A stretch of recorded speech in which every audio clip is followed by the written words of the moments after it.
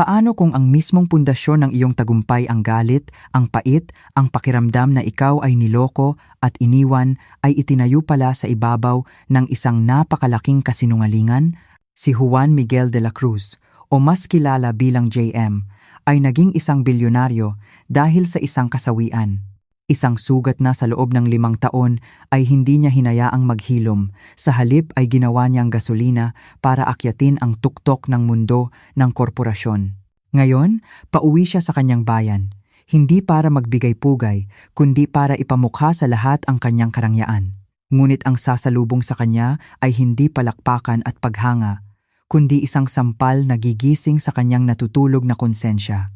Dahil si Celeste, ang babaeng itinuring niyang magnanakaw, ang babaeng sa tingin niya'y gahaman sa pera, ay pasan-pasan pala ang kanyang ina sa ilalim ng nagbabagang sikat ng araw, hirap na hirap, at tila bibigay na. 5 taon ng pananahimik. 5 taon ng pag-ako sa kasalanang hindi niya ginawa para lang maitaguyod ang kanilang anak sa dilim. Sino nga ba ang tunay na nagtaksil? Halina't pakinggan natin ang buong detalye ng kwentong ito. Ang sikat ng araw sa Batangas tuwing buwan ng Hunyo ay hindi lang mainit, ito'y nanunuot hanggang buto. Ang alikabok sa kalsadang papasok sa kanilang baryo ay tila kumukulong usok. Mula sa malayo, ang kalsada ay parang may tubig dahil sa matinding init, ngunit sa totoo lang, wala kang mararamdaman kundi ang nakakapasong init ng aspalto at graba. Sa gitna ng impyernong ito, marangyang dumadaos-dos ang itim at makintab na Mercedes ni JM. Tila isa itong halimaw mula sa ibang mundo na naligaw sa isang mahirap na probinsya. Sa loob ng sasakyan, todo-todo ang aircon, bumubuga ng malamig at tuyong hangin. Hinigpitan ni JM ang hawak sa manibela. Ang kanyang mga kamay ay malinis, ang mga kuko ay maayos ang gupit, at sa kanyang pulso ay nakasuot ang isang relong Patek Philippe na katumbas na siguro ng ilang bahay sa bayang ito. Ayaw talaga ni JM na umuwi sa ganitong oras. Pero ang pakiusap ng kanyang ina na gusto nitong makita ang kanyang bagong mapapangasawa bago ito pumanaw ay hindi niya matanggihan. JM, Han, grabe naman itong daan nyo.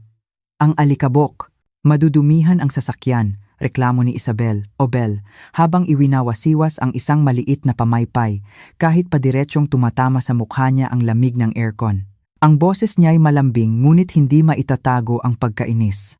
Si Bel ay isang tunay na prinsesa maputi, mapula ang labi, at laging suot ay mga damit na may tatak.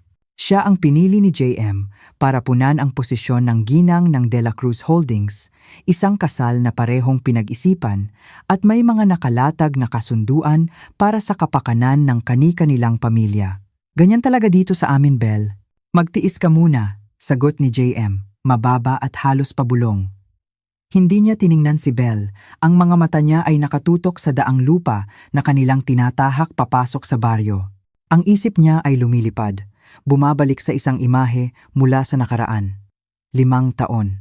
5 taon na ang nakalipas mula nang ihagis sa mukha niya ng babaeng iyon ang isang divorce paper kasama ang mga salitang tumatak sa kanyang pagkatao. Mahirap ka, wala kang kinabukasan.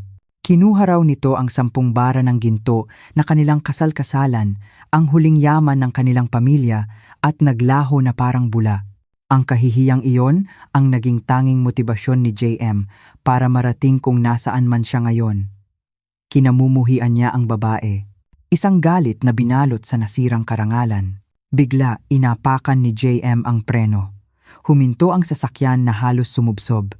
Napasigaw si Bel nang humigpit ang seatbelt sa kanyang dibdib. Ano ba yon, JM? Muntik na akong tumama sa salamin. Hindi siya narinig ni JM. Naniningkit ang kanyang mga mata, nakatingin sa labas ng salamin na puno ng alikabok. Mga 10 metro mula sa sasakyan, sa ilalim ng nag-aapoy na araw, may isang taong naglalakad na tila matutumba, isang babae. Sobrang payat niya, na ang suot niyang lumang blusa ay tila lumalangoy sa kanyang katawan. Pasan niya ang isang matandang babae na puti na ang buhok, ang ulo nito'y nakasubsob sa balikat ng babae at ang mga payat na braso'y nakalaylay. Mabibigat ang bawat hakbang ng babae. Ang kanyang mga pudpod na tsinelas ay lumulubog sa mainit na buhangin. bawat hakbang, nanginginig ang kanyang balikat. Basang-basa ng pawis ang kanyang likod, litaw na litaw ang mga ugat sa kanyang leeg. Naramdaman ni JM na lumaktaw ang tibok ng kanyang puso. Kahit gaano pa kapayat ang katawan na iyon, kahit gaano pa kahapis ang itsura, sa isang iglap ay nakilala niya ito. Celeste! Bulong niya. Nanginginig ang boses na hindi niya namalayan. Tinulak niya ang pinto ng sasakyan at lumabas. Ang init mula sa lupa ay sumampal sa kanyang mukha at saglit siyang nahilo. Tumakbo siya papalapit. Binaliwala ang mga tawag ni Belle mula sa loob. Celeste! Celeste Reyes! Huminto ang babae. Dahan-dahan siyang lumingon. Ang mukha niya'y maputla sa ilalim ng sirang salakot. Ang mga mata niya'y lubog dahil sa pagod. Ngunit nandoon pa rin ang itim at matatag na tingin na tila nanlalamig. Nang makita niya si JM, nanlaki ang mga mata niya sa isang segundo bago muling bumalik sa dati kalmado na parang nakatingin sa isang estranghero. Celeste, bakit ka nandito? Bakit mo pasan-pasan si nanay? Tumingin si JM sa matandang pasan-pasan niya. Si Aling Elena, ang kanyang ina. Humihingal ito. Nakapikit ang mga mata at nangingitim ang labi dahil sa taas ng lagnat. Ang galit at pagkamuhi sa puso ni JM ay biglang napalitan ng ibang uri ng puot. Anong nangyari kay nanay? Bakit kasama mo siya? Ano na namang kalokohan ang binabalak mo? Hindi agad sumagot si Celeste. Inayos niya ang pagkarga kay Aling Elena para hindi ito mahulog. Nanginginig ang kanyang mga binti dahil sa bigat na halos hindi na niya kaya. Tumingala siya kay JM at gumalaw ang kanyang mga tuyong labi. Nahulog po si nanay. Sobrang taas ng lagnat. Sarado ang health center sa baryo. Kailangan ko siyang dalhin sa ospital ng bayan. Bakit hindi ka tumawag ng sasakyan? Bakit mo siya pinapasan sa ganitong init? Sigaw ni JM. Habang mahigpit na hinawakan ang payat na braso ni Celeste. Tiningnan ni Celeste ang kamay niya, pagkatapos ay tumingin sa marangyang Mercedes na umaandar pa rin sa likuran. Ngumiti siya, isang mapait na ngiti na walang anumang emosyon. Walang tricycle dito na magsasakay ng matandang walang malay. At taxi? Akala mo ba Maynila ito? Kailangan mo pang lumabas sa highway para makakuha nun. Sa mga oras na ito, bumaba na ng sasakyan si Belle. Ginamit niya ang isang mamahaling magasin bilang panangga sa araw at hirap na naglakad sa kanyang mga takong. JM, Han, anong nangyayari? Sino yang babaeng yan? Bakit ang dumi-dumi niya? Tiningnan ni Belle si Celeste na parang dumi at iwinasiwas pa ang kamay sa hangin. Hindi tiningnan ni Celeste si Belle. Diretsong tumingin siya kay JM at ang boses niya'y tuyo pero matigas. Tumabi ka. Kailangan ko nang dalhin si nanay. Hindi na siya pwedeng maghintay. Akin na! Itinulak ni JM ang kamay ni Celeste. Akmang bubuhati ng ina, ngunit umatras si Celeste at sa mga mata niya'y may kakaibang talim. Masyadong mahal, yang sasakyan mo, gawa sa mamahaling leather. Pawis na pawis si nanay at puno ng alikabok. Kapag nadumihan ang sasakyan ng bilyonaryo, hindi ko kayang bayaran. Natigilan si JM. Ang mga salita ni Celeste ay parang isang tuyong sampal sa kanyang mukha. Ang yaman na ipinagmamalaki niya ay biglang naging walang silbi at katawa-tawa. Celeste, huwag ka nang matigas ang ulo, sumakay na kayo. Sigaw ni JM. Nag-iba na ang boses dahil sa pag-aalala sa ina at sa katigasan ng ulo ng babaeng nasa harapan niya. Tiningnan ni Celeste si Aling Elena pagkatapos ay ang namumulang mga mata ni JM. Hindi na siya nagsalita pa at tahimik na lumapit sa pinto ng sasakyan. Mabilis na binuksan ni JM ang pinto sa likod. Ang amoy ng pawis, ng langis at ng alikabok ay humalo sa loob ng sasakyan na puno ng amoy ng mamahaling pabango mula sa Pransya. Akmang magsasalita si Belle para pigilan sila.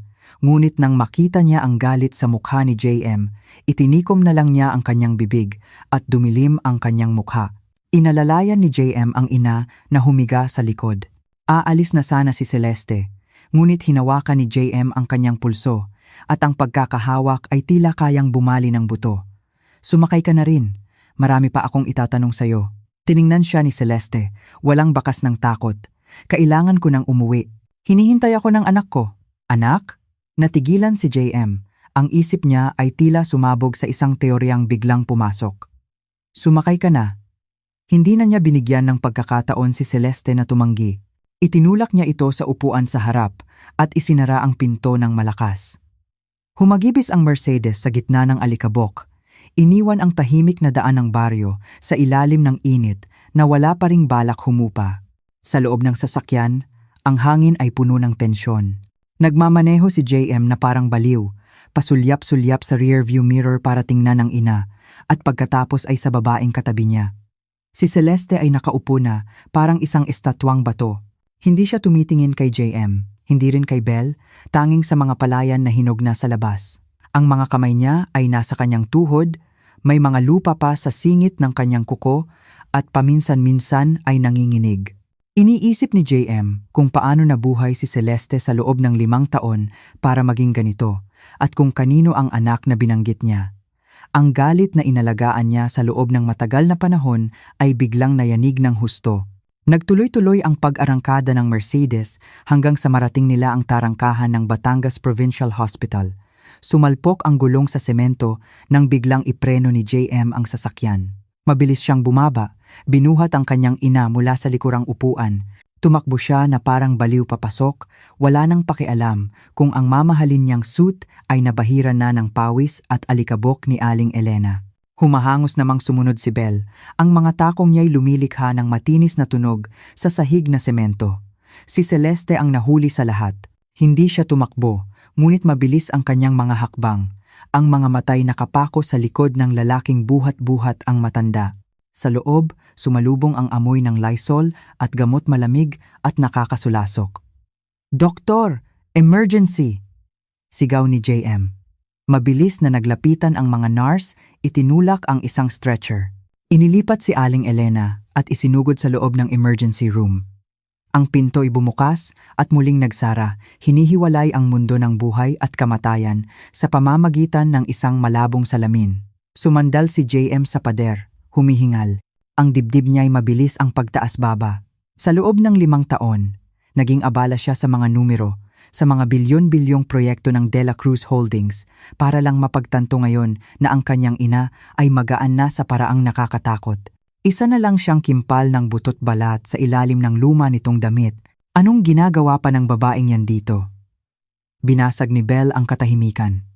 Nakatayo siya malayo kay Celeste, ang mukha'y puno ng pandidiri. "JM, Han, tatawagan ko na ang sekretarya mo. Ipalipat natin si tita sa isang international hospital. Ang dumi-dumi dito." "Manahimik ka," sagot ni JM, malamig na parang yelo ang boses. Natigilan si Belle, nanginginig ang labi ngunit hindi nangahas na sumagot pa. Tumingin si JM kay Celeste. Nakatayo ito roon, magkasalikop ang mga kamay, ang mga matay nakatitig sa pinto ng emergency room. Ang presensya niya rito ay ang pinakamalaking kabalintunaan na naranasan ni JM. "Bakit?" Lumapit si JM, bumaba ang boses na may halong pagbabanta. 5 taon na ang nakalipas, tinangay mo ang pera at umalis. Sabi ni nanay, kinuha mo lahat ng alahas na bigay sa kasal para sumama sa ibang lalaki. Bakit ngayon? Nasa tabi ka niya. Hindi siya tiningnan ni Celeste. Bahagyan niyang itinaas ang sulok ng kanyang labi, isang ngiting manipis at puno ng pang-uuyam. "Kung anong sinabi ng nanay mo, yun na yun. Noon pa man, ang pinaniniwalaan mo lang naman ay kung ano ang gusto mong paniwalaan." Bumukas ang pinto ng ER. Isang doktor na nasa katanghaliang gulang na ang lumabas, pagod ang mukha, ngunit nagliwanag ang mga mata nang makita si Celeste. "Ikaw na naman pala, Celeste. Anong nangyari sa matanda ngayon?" Natigilan si JM. Ang tanong ng doktor ay parang isang baldeng malamig na tubig na ibinuhos sa kanyang kayabangan. "Doc, ako po ang anak ni Elena de la Cruz.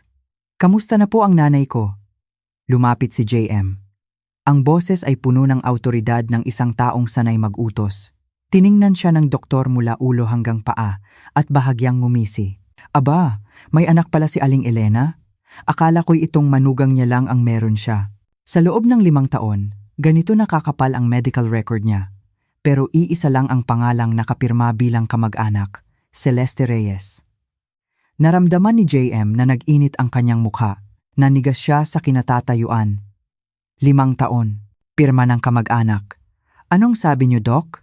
Sumingit si Belle, maasim ang boses. Siguradong manloloko yan o may binabalak na masama kaya nagkukunwari.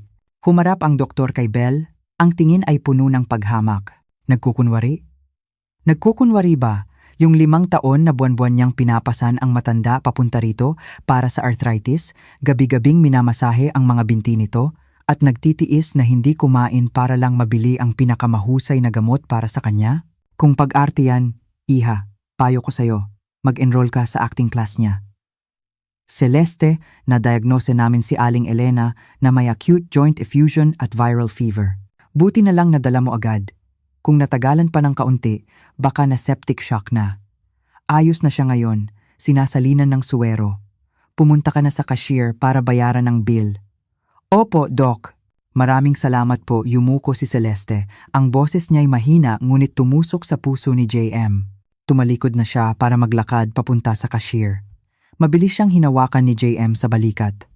Teka, ako na ang magbabayad. Tinabig ni Celeste ang kamay niya, ang mga matay kasing talim ng bakal. Gastusin sa ospital ng nanay ko. Kaya kong bayaran. Itago mo na lang yung pera mo, Mr. De La Cruz, para sa kasal mo. Nanay ko siya, hindi mo siya nanay. Sigaw ni JM. Ang galit at pagsisisi ay naghalo-halo na sa loob niya, kaya nawalan na siya ng kontrol.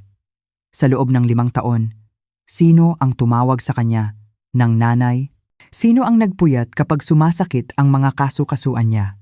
Ikaw o ako? Balik tanong ni Celeste, kalmado sa paraang nakakatakot. May pera ka, pero alam mo ba kung anong paborito niyang kainin o kung anong amoy ang ayaw niya? Wala kang alam sa kanya, Juan Miguel. Wala. Naglakad paalis si Celeste. Iniwan si JM na tila napako sa sahig ng ospital. Lumapit si Belle, kumapit sa braso niya, malambing ang boses. JM, Han, huwag kang maniwala dyan. Siguradong ginamit niya yung gintong ninakaw niya para makuha ang loob ni tita. Gusto niya lang bumalik para perahan ka. Hindi sumagot si JM. Tumingin siya sa sarili niyang mga kamay, ang mga kamay na nagtayo ng isang makapangyarihang imperyo, pero hindi man lang alam ang paghihirap na dinanas ng sariling ina sa loob ng 5 taon. 10 bara ng ginto. Kung may ganoong halaga si Celeste, bakit mukha siyang gusgusin? Bakit ang tsinelas na suot niya ay pudpod na? Pagkalipas ng 10 minuto, bumalik si Celeste. Hawak ang resibo na isinilid niya sa bulsa ng luma niyang blusa. Tiningnan niya si JM, walang emosyon. Gising na si nanay. Pwede mo nang bisitahin. Kailangan ko nang umuwi. Naghihintay na si Angelo. Angelo? Sinong Angelo? Tanong ni JM, nanginginig ang boses. Huminto si Celeste at tila tumigil din ang kanyang paghinga sa isang saglit. Nakatalikod siya kay JM, ang payat niyang anino'y humaba sa makintab na sahig ng ospital. Anak ko, 2 salita lang, at mabilis siyang naglakad paalis. Akmang hahabulin siya ni JM, ngunit ang mga paa niya'y tila gawa sa tingga. Anak niya. 5 taon. Ilang taon na ang bata, at bakit Angelo ang pangalan? Pumasok si JM sa silid. Nakahiga si Aling Elena sa kama, mukhang pagod, ang mga matay nakatingin sa kisame. Nang makita si JM, hindi siya natuwa o umiyak. Bumuntong hininga lang siya, mahina ang boses. Nakauwi ka na pala.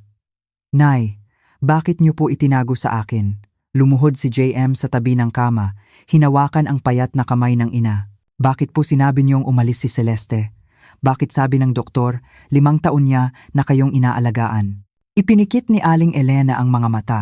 2 butil ng luha ang gumulong sa kanyang kulubot na pisngi. Hindi siya sumagot agad, putol-putol ang hininga. Anak, huwag mo nang itanong. Malapit ka nang ikasal. Asikasuhin mo na lang si Belle. Sa labas, sa may pasilyo, nakatayo si Belle habang may kausap sa telepono si Senyora Victoria, ang kanyang ina. Puno ng pag-aalala at pagkalkula ang boses niya. Ma, lumitaw yung ex-wife ni JM. Pasan-pasan pa niya yung matanda papuntang ospital. Nagsisimula ng magduda si JM. Ma, anong gagawin natin? Sa loob ng nakakasakal na silid, tiningnan ni JM ang ina, pagkatapos ay ang bintana kung saan matagal nang naglaho ang anino ni Celeste. Naramdaman niya ang pagdating ng isang bagyo at sa pagkakataong ito, kahit ang pera o kapangyarihan ng De La Cruz Holdings ay baka hindi ito kayang pigilan. Ang lumang sugat sa puso ni JM ay hindi kailanman naghilom. Ngayon, muli itong hinihiwa, dumudugo, at mas masakit kaysa dati. Gabi sa ospital, siksikan ang amoy ng gamot at sauduji. Si Juan Miguel ay nakaupo sa isang hilera ng mga plastik na upuan sa pasilyo.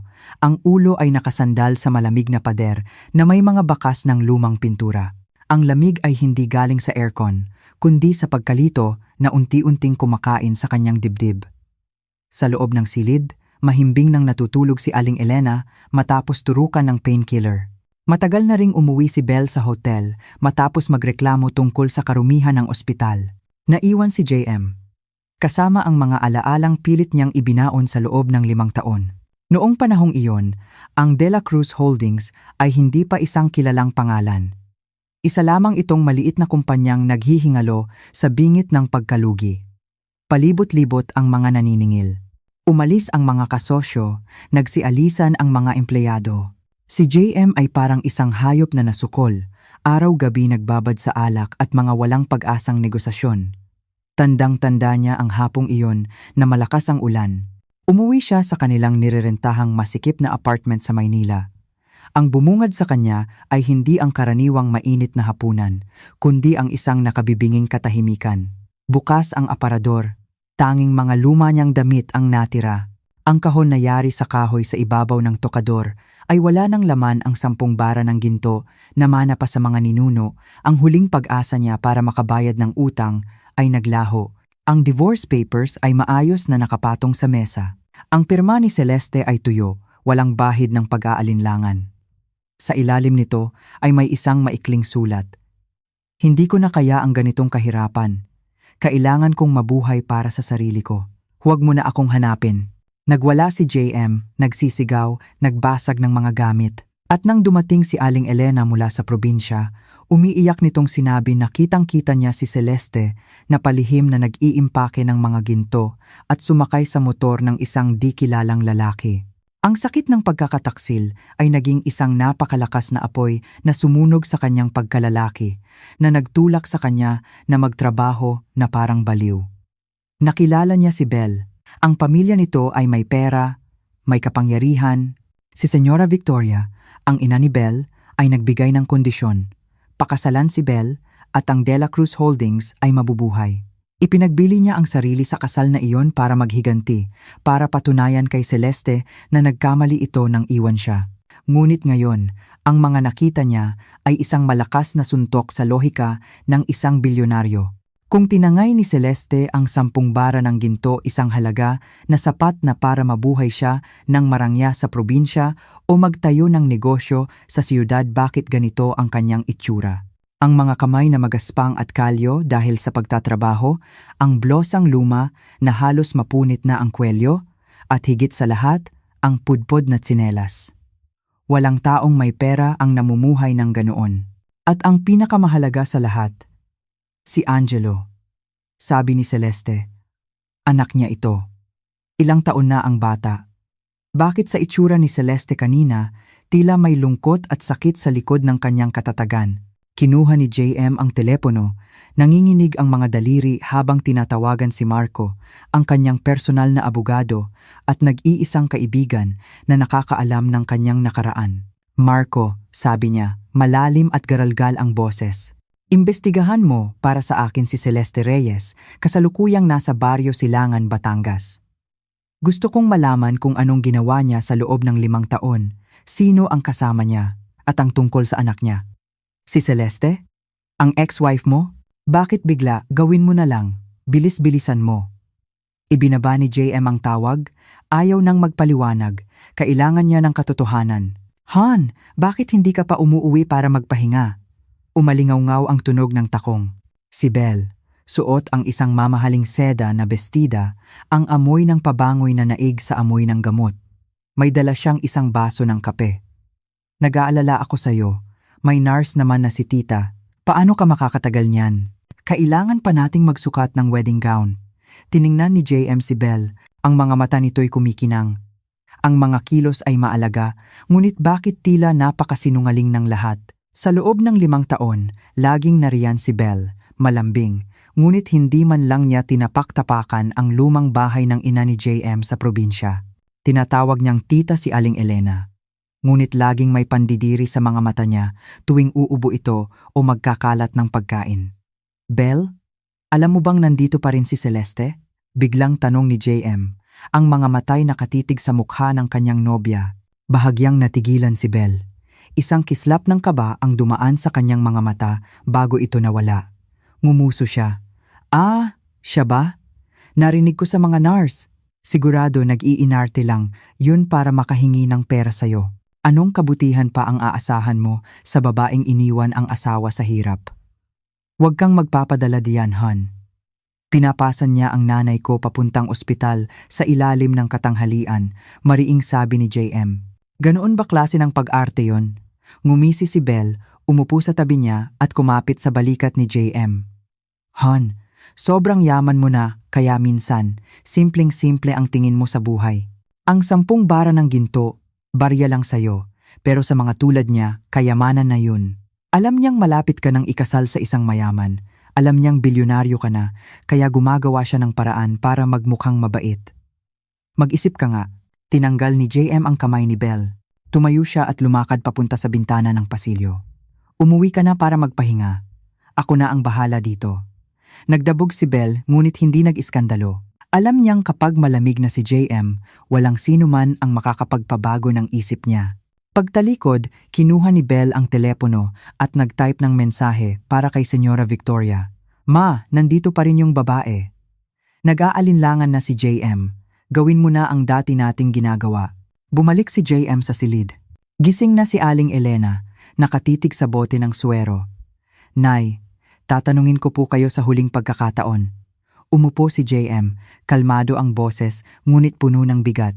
Noon po, sinabi niyo na nakita niyong umalis si Celeste kasama ng isang lalaki at dala ang ginto. Sino po yung lalaki? Saan niyo po siya nakita? Nanginginig si Aling Elena. Iniiwasan niya ang mga mata ng anak, ang mga kamay ay pinipilipit ang dulo ng kumot. Nakita ko siyang may dalang bag, papunta sa kanto. May nakaabang na motor. Sabi niya, sasama na daw siya sa iba para guminhawa ang buhay. Anak, huwag mo nang banggitin, yung taong yun, sumasakit ang ulo ko. Tumalikod si Aling Elena at nagkunwaring natutulog. Tumayo si JM. Kilala niya ang ina. Tuwing nagsisinungaling ito, pinipilipit nito ang dulo ng kumot. Isang nakakatakot na pagdududa ang nagsimulang mag-ugat sa kanyang isipan. Bakit kailangang magsinungaling ng kanyang ina? Bakit tinanggap ni Celeste ang bansag na taksil sa loob ng 5 taon para lang alagaan ang mismong taong nagtaboy sa kanya? Ang sagot ay marahil nasa batang nagngangalang Angelo. Isang pangalan na, 5 taon na ang nakalipas, sa isang masayang gabi ng tag-ulan, ibinulong ni JM sa tainga ni Celeste. Kapag nagkaanak tayong lalaki, pangalanan nating Angelo, ha? Ibig sabihin, maningning na liwanag. Noong gabing iyon, hindi nakatulog si Juan Miguel. Nakatayo siya sa balkonahe ng ospital, nakatingin sa kadiliman ng probinsya. Sa isang lugar doon, kayakap ni Celeste ang anak nila o anak niya sa isang sira-sirang bahay, pasan-pasan ang lahat ng kahihiyan nang walang anumang paliwanag. Ang multo ng nakaraan ay hindi na lang isang masakit na alaala. Muli itong nabubuhay, matalim, at handang wasakin ang marangyang baluti ng isang bilyonaryo. Kinabukasan ng umaga, isang bagong bisita ang dumating sa ospital. Si Belle, suot ang isang simpleng damit pero may dalang mamahaling bag, ay pumasok sa silid ni Aling Elena nang walang katok-katok. Ang pasilyo ng ward ay tahimik. Naglalakad si Belle. Ang mga sapatos niyang may takong ay lumilikha ng tunog na tila orasan na nagbibilang ng nalalabing oras. Itinulak niya ang pinto. Si Aling Elena ay nakaupong nakasandal sa mga unan, ang mukha'y pagod habang nakatingin sa bintana. Nagulat siya nang makita si Belle, isang bakas ng takot ang gumuhit sa kanyang mga mata. Belle, iha. Napadalaw ka. Nasaan si JM? Si JM po ay abala sa paghahanap ng katotohanan, tita. Hinila ni Belle ang isang silya at umupo sa tapat ni Aling Elena. Hindi niya inalis ang kanyang salaming pang-araw. Ang kanyang kayabangan ay kitang-kita sa bawat kilos. Narinig ko po na may balak kayong sabihin sa kanya. Nanginginig si Aling Elena. Ang mga payat niyang kamay ay muling pinilipit ang dulo ng kumot. Naaawa na ako kay Celeste, iha. Apo ko si Angelo. Hindi ko na kayang hayaan siyang mabuhay nang walang kinikilalang ama. Naaawa? Tumawa si Belle, isang tawang matinis ngunit malamig. Inalis niya ang salamin, inilapit ang mukha kay Aling Elena, ang mga matay kasing talim ng kutsilyo. Nakalimutan niyo na po ba? Noong panahong iyon, kung hindi dahil sa pera ng pamilya ko, kung hindi dahil sa mga Gonzales, ang anak niyo ay nasa kulungan na ngayon dahil sa utang, hindi nakaupo bilang chairman ng De La Cruz Holdings. Akala niyo ba napakabuti ninyo? Kayo mismo ang lumuhod sa harap ni Celeste para hiwalayan niya si JM. Kayo mismo ang naglagay ng 10 bara ng ginto sa bag niya at ipinagkalat na nagnakaw siya. Mas masama pa kayo sa akin, Aling Elena. Ginawa ko yun para kay JM. Naghinagpis si Aling Elena, ang mga luhay rumagasa sa kanyang kulubot na mukha. Tama. At dahil para sa kanya, mananatili kayong tahimik hanggang sa mamatay kayo, tumayo si Belle, kumuha ng isang tissue at ipinahid sa noo ni Aling Elena na tila nag-aalaga, ngunit ang mga salita'y puno ng pagbabanta. Kapag nasira ang kasal na to, babawiin ng pamilya ko ang lahat ng investment. Babagsak ang De La Cruz Holdings sa isang gabi. Sa panahong iyon, iuwi niyo na si Celeste at yung bata para magkain kayo ng hangin. Huwag na kayong magkunwaring malinis ngayon, nakakasuka. Yumuko si Aling Elena. Ang mga hikbi niya ay umalingaw-ngaw sa loob ng silid. Tiningnan siya ni Belle nang may matinding paghamak. Para sa kanya, lahat ng tao rito mula kay Aling Elena hanggang kay Celeste ay mga mababang uri, mga hagdanan lamang para sa kanyang karangyaan. Lumabas si Belle ng silid. Pagdating sa pasilyo, nagkasalubong sila ni Celeste. Kagagaling lang ni Celeste sa trabaho, suot pa ang simpleng uniforme ng guro sa daycare, may bitbit na isang lalagyan ng lugaw. Nagkaharap ang dalawang babae, isang nakabihis ng mamahalin, isang simple at pagod, at ang hangin sa paligid nila ay tila bumigat. Ngumisi si Belle, tiningnan si Celeste mula ulo hanggang paa. Mukhang masipag kayata ngayon? Pasan-pasan ang dating biyenan, nagluluto ng lugaw. Magkano ba ang presyo ng pag-arte mong yan? Sabihin mo, dodoblehin ko basta maglaho ka na lang sa paningin ni JM. Tiningnan siya ni Celeste, walang bahid ng takot sa kanyang mga mata. Ang 5 taong pagtitiis ay nagpatibay sa kanya. Ibinaba niya ang lalagyan ng lugaw sa isang upuan. At ang boses niya ay diretsahan. Masyado kayatang nag-aalala sa posisyon mo bilang may bahay ng chairman, kaya kung ano-ano na ang naiisip mo. Inaalagaan ko si nanay dahil sa utang na loob, hindi dahil sa pera. Yung mga bagay na itinuturing mong kayamanan, para sa akin, basura lang. Basura? Lumapit si Belle, nagngingit-ngit ang mga ngipin. Anong karapatan mong sabihin yan? Isang babaeng pinalayas na parang aso? May dalang anak sa labas na walang ama? Sa tingin mo, tatanggapin ka pa ni JM? Tumingin ka nga sa salamin. Isa ka lang mantsa sa nakaraan niya. Plak! Isang malutong na sampal ang umalingaw-ngaw. Hinawi ni Celeste ang kanyang kamay, ang mga matay namumula. Pwede mo akong insultuhin, pero huwag na huwag mong idadamay ang anak ko, Belle. May pera ka nga pero wala kang modo. Natatakot kang agawin ko si JM? Hindi ko kailangan ng isang lalaking 5 taon na nagpapauto sa nanay niya at sa mga taong tulad mo. Ang tanging pinagsisisihan ko ay ang magkaroon ng ama ang anak ko na katulad niya. Napahawak si Belle sa kanyang pisngi, namutla sa gulat at kahihiyan. Kailanman ay hindi pa siya nasampal, lalo na ng isang taong itinuturing niyang hamak na taga-probinsya. Ang lakas ng loob mo, nanginginig na sabi ni Belle. Akma siyang susugod ngunit malamig na kinuha ni Celeste ang lalagyan ng lugaw at nilagpasan siya na parang hangin. Tumabi ka. Baka dumikit pa yang amoy ng peking pabango mo sa lugaw ni nanay. Pumasok si Celeste sa silid at isinara ang pinto ng malakas. Naiwan si Belle sa pasilyo. Ang mga kamay ay nakakuyom nang mahigpit na bumaon ang kanyang mga kuko sa palad at nagdugo. Ang kayabangan niya ay nayurakan. Ang banta mula kay Celeste ay hindi na isang guni-guni, ito'y totoo na. Kinuha ni Belle ang telepono, tinawagan ang isang hindi pamilyar na numero. Hello? Detective ba to? Gusto kong mawala si Celeste Reyes sa baryong ito. Hindi kailangang patayin. pero kailangang mapahiya siya ng husto na hindi na siya maglalakas loob na magpakita pa kanino man. Pera? Walang problema. Napangisi siya. Kung hindi niya kayang bilhin, sisirain niya. Ganoon ang paraan ng mga Gonzales para manatili sa tuktok. Sa loob ng silid, umupo si Celeste sa tabi ni Aling Elena. Nakita niyang umiiyak ito. Hindi nagtanong si Celeste. Tahimik lang niyang binuksan ang lalagyan ng lugaw. Umusok ito, dala ang bango ng bagong saing. Alam niyang kagagaling lang ni Belle doon at alam niyang ngayon pa lang talaga magsisimula ang laban hindi para kay JM kundi para sa kanyang dangal at para sa katarungan para kay Angelo. Ang kapihan sa kanto ay nasa gilid ng Baryo Silangan. Ang pangalan ay maganda pakinggan, ngunit isa lang itong maliit na barong-barong na may bubong na yero. May ilang plastik na mesa at upuan sa ilalim ng isang malaking puno. Ang hangin ay dala ang amoy ng putik at palay. Doon nakaupo si Belle na tila isang sisne na naligaw sa putikan.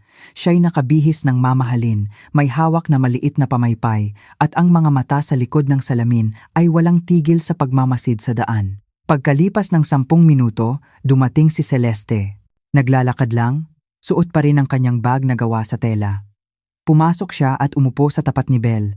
Dalawang babae mula sa magkaibang mundo, magkaharap sa isang lugar na puno ng amoy ng matapang na kape at usok ng sigarilyo. Sabihin mo na, bakit mo ako pinapunta rito? Diretsyong tanong ni Celeste. Wala siyang panahon para sa paligoy-ligoy. Inalis ni Belle ang salamin. Ngumisi. Itinulak niya papunta kay Celeste ang isang folder at isang tseke na may pirma na. Celeste, tingnan mong mabuti ang numerong yan. Sabi ni Belle, mahina ngunit matalim. 10 milyon. Para sa isang guro sa baryo na tulad mo, kahit sa panaginip, hindi mo mahahawakan yan. Sinulyapan ni Celeste ang tseke. Pagkatapos ay tumingin ng diretso kay Belle. Ang kanyang kahinahunan ay nagdulot ng kaba kay Belle. 10 milyon? Ang galante mo naman. Kapalit ng ano, ang paglaho mo at ng anak mo sa labas, nagngit-ngit ang mga ngipin ni Belle na uubos na ang pasensya. Kunin mo ang pera, umalis kayo ng Batangas ngayong gabi. Kahit saan, sa Mindanao o sa ibang bansa kung gusto mo. Huwag nyo nang ipapakita ang mukha nyo kay JM. Tumawa si Celeste, isang maikli at tuyong tawa. Kinuha niya ang tseke, pinaglaruan sa kanyang mga daliri. 5 taon na ang nakalipas, lumuhod ang nanay ni JM para hiwalayan ko siya at mailigtas. Umalis ako nang walang dala ni isang kusing. Yung 10 bara ng ginto na ipinagkalat ninyo, ang totoo niyan, si Aling Elena ang naglagay sa bag ko para maging ebidensya. Nanahimik ako noon dahil mahal ko si JM, dahil gusto kong magkaroon siya ng kinabukasan. Pero ngayon, pinunit ni Celeste ang tseke sa harap ni Belle, ang mga piraso'y nahulog sa maruming mesa. Ngayon, kahit 10 milyon o 100 milyon pa yan, hindi na ninyo mabibili ang katahimikan ko. Natatakot ka na ba, Belle? Namula ang mukha ni Belle sa galit. Hinampas niya ang mesa at tumayo. Huwag kang mayabang! Sa tingin mo, paniniwalaan ka ni JM? 5 taon kanyang kinamumuhian. Kahit anong sabihin mo, isa ka lang mukhang pera sa paningin niya. Huwag kang umasta na parang angat ka dahil lang may anak ka. Ang mga Gonzales, kayang-kaya naming burahin ang isang gurong tulad mo. Subukan nyo. Tumayo si Celeste. Kaharap si Belle. Hindi na ako ang dating taga-probinsya na madaling lokohin. Kung gagamitin nyo ang kapangyarihan nyo, gagamitin ko ang katotohanan. Tignan natin kung ano ang pipiliin ng De La Cruz Holdings, ang pekeng karangalan mo o ang dugot laman na pilit nyong ibinabaon. Tumalikod si Celeste at naglakad paalis. Hindi lumingon. Si Belle ay naiwang nakatayo. Ang mga kamay ay nakakuyom ng mahigpit. Kinuha niya ang cellphone na nakatago sa ilalim ng mesa. Naka-record mode pa rin ito, ngunit hindi para itago ang katotohanan, kundi para putol-putulin ito. Maghintay ka, ngumisi si Belle. Tingnan natin kung anong iisipin ni JM kapag narinig niyang humihingi ka ng 10 milyon para ibenta ang anak mo. Kasabay nito, hindi kalayuan sa kapihan, isang itim na SUV na may plakang mula Maynila ang tahimik na nakaparada. Sa loob, si JM ay nasa driver's seat, ang mga matay nakasunod sa papalayong anino ni Celeste. Si Marco ay nasa tabi niya, Hawak ang isang iPad na nagpapakita ng live feed mula sa isang maliit na kamera na palihim niyang ikinabit sa kapihan. Narinig mo lahat, JM? Tanong ni Marco. Hindi simpleng babae si Belle. 10 milyon. Bulong ni JM. Ang dibdib ay tila dinadaganan ng bato. Ang bawat salita ni Celeste tungkol sa panloloko ni Aling Elena, tungkol sa pag-alis niya ng walang dala, lahat ay nagtugma. Anong klasing tao ako sa loob ng 5 taon? Naniwala ka sa mga kasinungalingan, sabi ni Marco. Pero si Celeste, napakatatag niya. Hindi man lang kumurap sa harap ng 10 milyon. Hindi pera ang kailangan niya, JM. Katarungan. Biglang nag-vibrate ang telepono ni JM. Mensahe mula kay Belle. Hon, nakipagkita sa akin si Celeste, humihingi ng pera. 10 milyon daw para maglaho sila. Natatakot ako. Umuwi ka na. Kasama nito ang isang maikling, pinutol na recording. 10 milyon. Kapalit ng ano? Ang paglaho ko at ng anak ko. Ngumisi si JM, isang malamig na ngiti. Itinapon niya ang telepono sa likod. Marco, kumpleto na ba ang ebidensya sa ginto noon? Malapit na. Nahanap ko na yung may-ari ng sanglaan na pinagbentahan ng nanay mo. Itinatago pa niya ang lumang logbook. Mabuti, pinaandar ni JM ang sasakyan. Gusto kong marinig mismo sa bibig ng nanay ko ang katotohanan. Humagibis ang SUV. Si JM ay nagmamaneho na parang isang nasugatang hayop. Hindi lang siya naghahanap ng katotohanan. Babawiin niya ang 5 taon na nawala sa babaeng mahal niya at sa anak na hindi man lang niya nahawakan. Ang liwanag ng bukang liwayway ay dumaan sa siwang ng bintana ng ospital, tumatama sa mga resibo mula sa sanglaan at sa resulta ng DNA test na nagkalat sa puting kumot.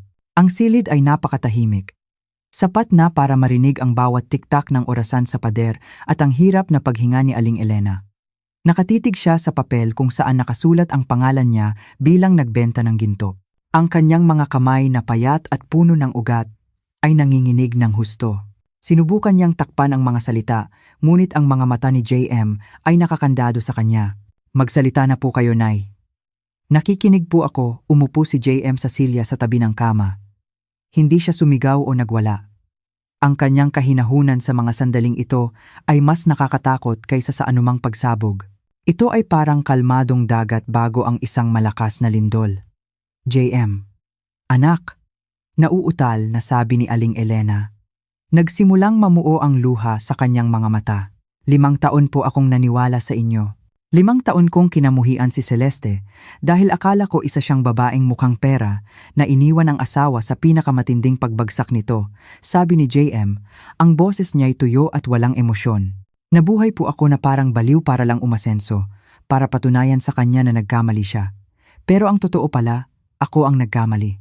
At ang pinakamasama sa lahat ay ang taong pinakarespetado ko. Ginawa ko yun? Para kanino? Para sa'yo, anak? Biglang humagulgol si Aling Elena.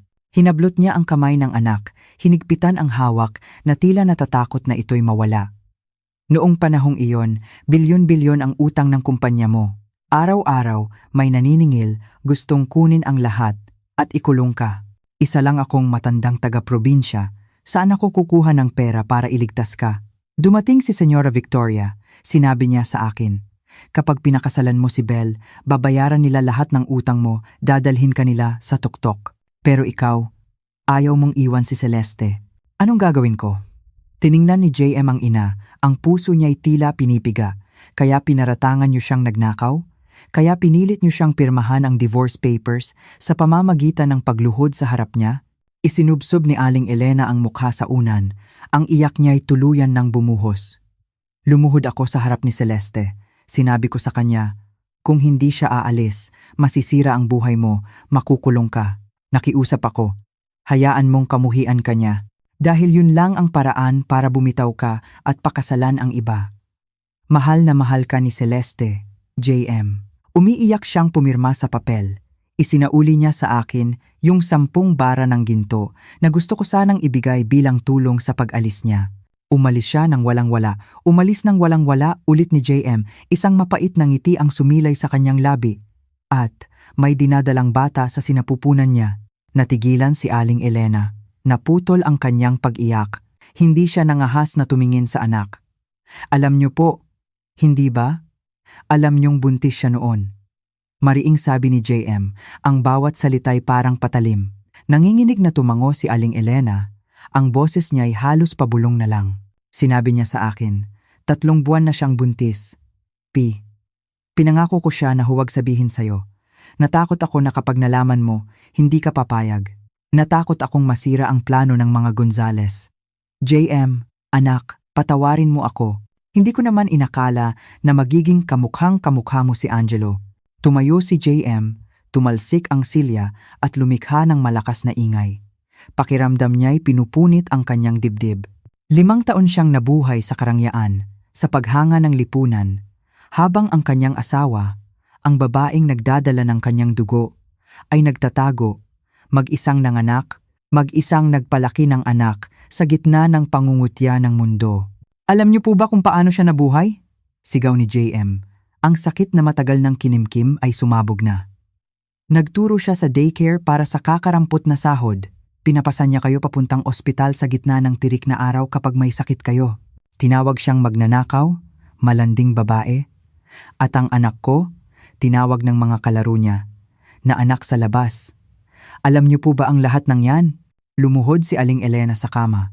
Ang mga matatanda niyang kamay ay kumapit sa damit ng anak, umiiyak ng buong pait. Patawarin mo ako, anak. Patawarin mo ako at si Celeste. Saktan mo ako, patayin mo na ako. Huwag mo lang akong tingnan ng ganyan. Tiningnan ni JM ang ina na nanghihina dahil sa sakit at ang puso niya'y nanlamig. Inalis niya ang mga kamay nito sa kanyang damit, isa-isa. Magpahinga na po kayo. Nay, ako na po ang aayos nito. Tumalikod si JM at lumabas ng silid. Hindi na niya kayang manatili pa roon. Ang hangin ay masyadong mabigat, puno ng amoy ng kasinungalingan at kataksilan. Ang bawat hakbang niya sa pasilyo ay isang sampal sa sarili. Naalala niya ang itsura ni Celeste sa ilalim ng araw, ang pudpod nitong tsinelas. Naalala niya ang tingin nito sa palengke hindi galit, kundi tingin ng isang taong patay na ang puso.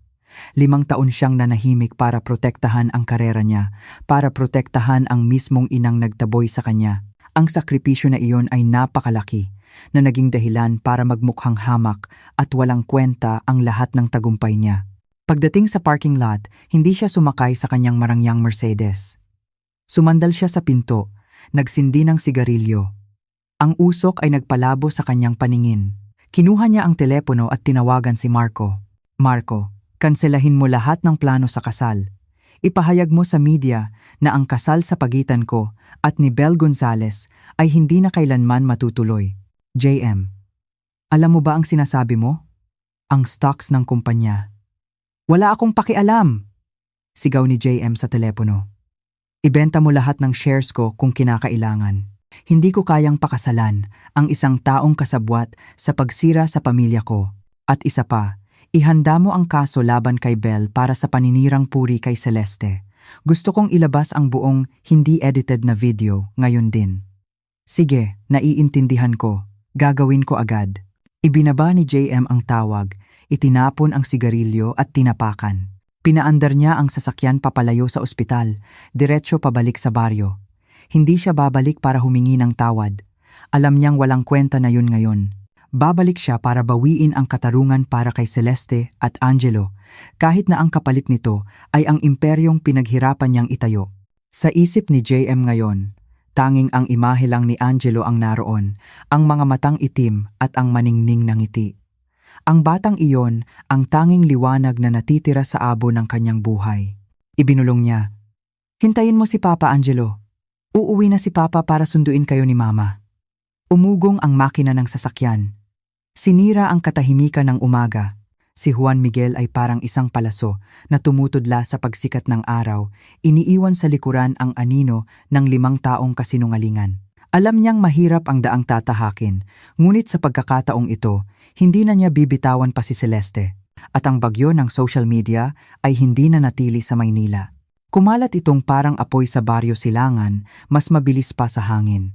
Dinala ni Celeste si Angelo sa daycare gaya ng dati. Naramdaman niya agad ang kakaiba. Ang mga magulang na dati bumabati ay umiiwas na ngayon sa kanyang tingin. May iba pa na mabilis na hinihila ang kanilang mga anak. Bumubulong ng, "Umalis na kayo diyan. Anong matututunan niyo sa ganyang tao?" Natigilan si Celeste, naninikip ang dibdib, ngunit mahigpit pa rin ang hawak sa kamay ng anak. "Mama, bakit ayaw na po makipaglaro ng mga kaibigan ko?" Tanong ni Angelo. Ang mga bilog niyang matay puno ng pagtataka. Bago pa makasagot si Celeste, lumabas ang principal, litong-lito ang mukha. "Celeste, pumunta ka muna sa opisina." Sa loob ng maliit na opisina, itinulak ng principal ang cellphone na nagpapakita ng viral video.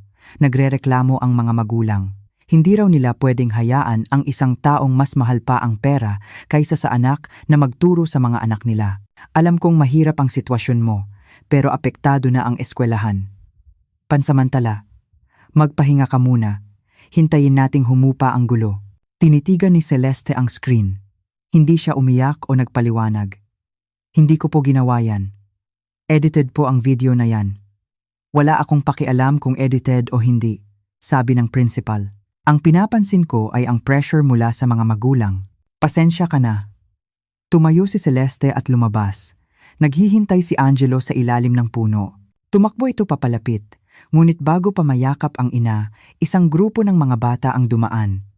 Sumigaw ang pinakamatanda, "Anak, sa labas! Ibebenta ka ng nanay mo para sa pera." "Walang tatay, ibebenta ng nanay." Natigilan si Angelo. Namuo ang luha sa kanyang mga mata.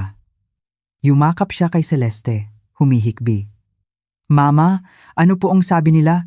Hindi niyo naman po ako ibebenta, di ba, Mama?" Ang puso ni Celeste ay tila pinupunit. Lumuhod siya at niyakap ng mahigpit ang anak. Bumuhos ang kanyang mga luha. Ang 5 taong pagtitiis ay hindi siya nagawang pabagsakin, ngunit ang sakit sa mukha ng kanyang anak ang sumira sa kanyang katatagan. "Hindi ka ibebenta ni Mama, hinding-hindi. Uwi na tayo." Habang naglalakad sila, ang mga mapanuring tingin at bulungan ay sumusunod sa kanila. Hindi yumuko si Celeste, ngunit ang kanyang mga binti ay nanginginig na sa galit at pighati. Sa opisina ng De La Cruz Holdings, nalaman ni JM ang lahat mula kay Marco. Isang galit na nakakatakot ang gumuhit sa kanyang mukha. Tinawagan niya si Marco. "Ihanda mo ang lahat. Magpapatawag ako ng press conference bukas.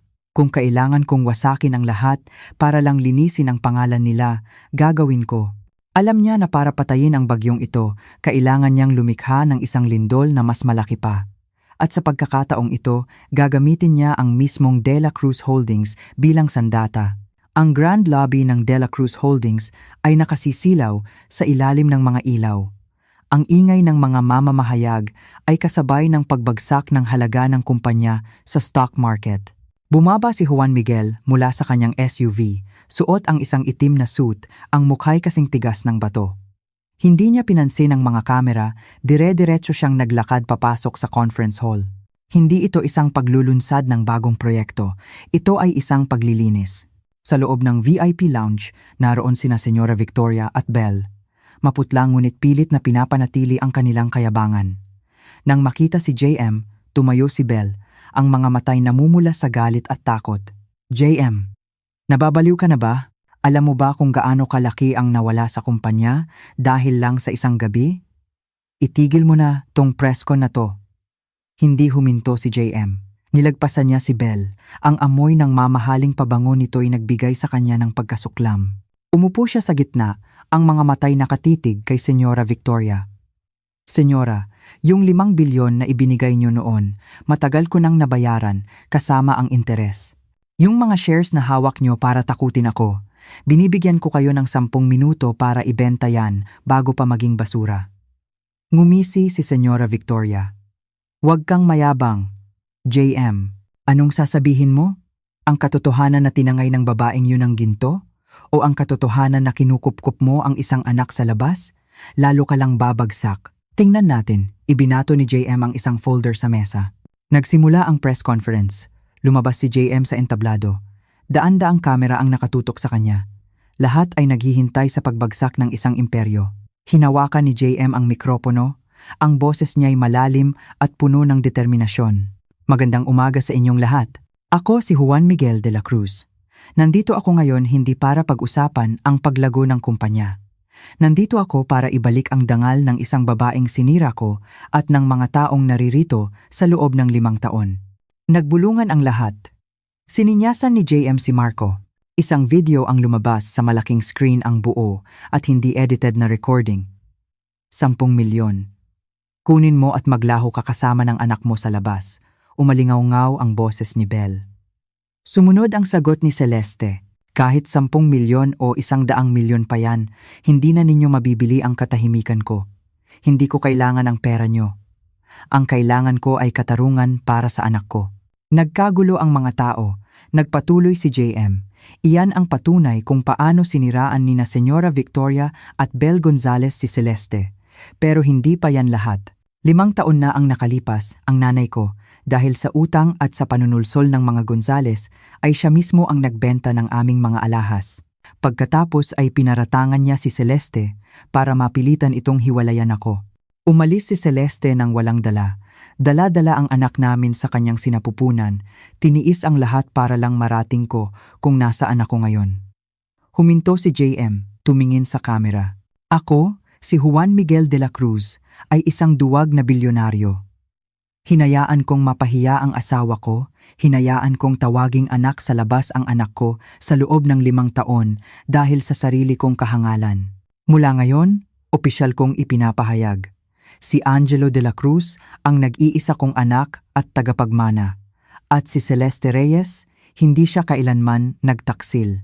Ang mundong ito ang nagtaksil sa kanya. Sumabog ang bulwagan. Tumalikod si JM. Sa backstage, sinubukan siyang sampalin ni Belle ngunit pinigilan siya ni Marco. Pinatay mo ako, sinira mo ang pamilya namin. Sigaw ni Belle. Tiningnan siya ni JM, walang emosyon. Sinarili niyo ang sarili niyong kapalaran noong ginalaw niyo si Celeste. Marco, isumite mo lahat ng ebidensya sa pulis. Lumabas si JM ng gusali.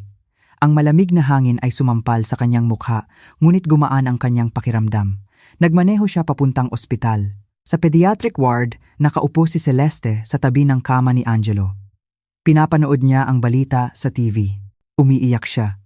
5 taon ng kahihiyan, lahat ay winasak ng lalaking iyon sa harap ng buong mundo. Bumukas ang pinto. Si JM, gusot ang damit.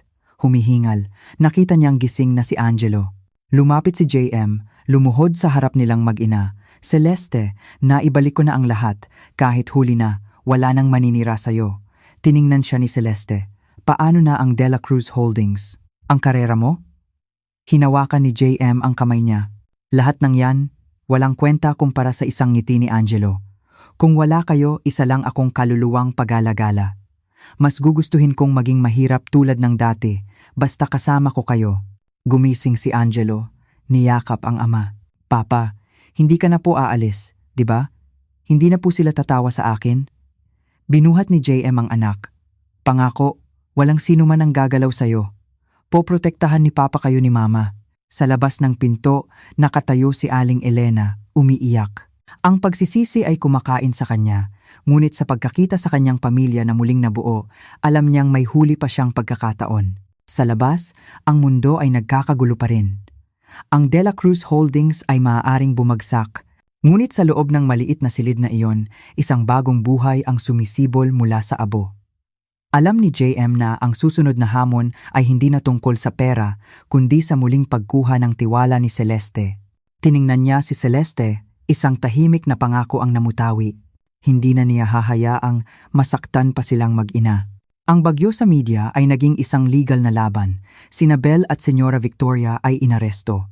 Bumagsak ang imperyo ng mga Gonzales. Si JM naman, umalis sa De La Cruz Holdings, ipinaubaya ito kay Marco. Pumili siya ng isang simpleng buhay. Bumalik siya sa probinsya. Si Angelo ay mabilis na gumaling. Si Aling Elena ay nanatili para alagaan sila. Isang hapon, nakaupo si JM sa beranda, nag-aayos ng isang laruang kabayo. Sa kusina, nagluluto si Celeste. Si Aling Elena ay nagtatahi sa ilalim ng puno. Lumabas si Celeste, inabutan si JM ng isang tasa ng kape. Hindi ka ba nagsisisi? Tanong niya. Iniwan mo ang lahat sa Maynila. Uminom si JM. 5 taon, mayroon akong lahat pero wala akong anuman. Ngayon, wala akong anuman. Pero pakiramdam ko, Ako na ang pinakamayaman sa buong mundo. Hinawakan niya ang kamay ni Celeste. Ang sugat ay hindi na siguro mawawala, pero aalagaan natin ito ng magkasama. Hindi sumagot si Celeste. Isinandal niya ang kanyang ulo sa balikat ni JM. Sa di kalayuan, si Angelo ay masayang naghahabol ng isang paru-paro. Minsan, kailangan nating ikutin ang isang mahabang daan, maranasan ang lahat ng sakit, para lang matuklasan na ang tunay na kaligayahan ay hindi na sa mga gusali o pera, kundi sa simpleng tahanan kasama ang pamilya. Natapos na ang bagyo. Ang mga sugat ay nariyan pa, ngunit ang sakit ay unti-unti nang naglalaho. Ang liwanag ng katotohanan ay nagpainit sa isang maliit na bahay, kung saan ang pag-ibig, sa wakas, ay nakahanap na ng daan pa uwi.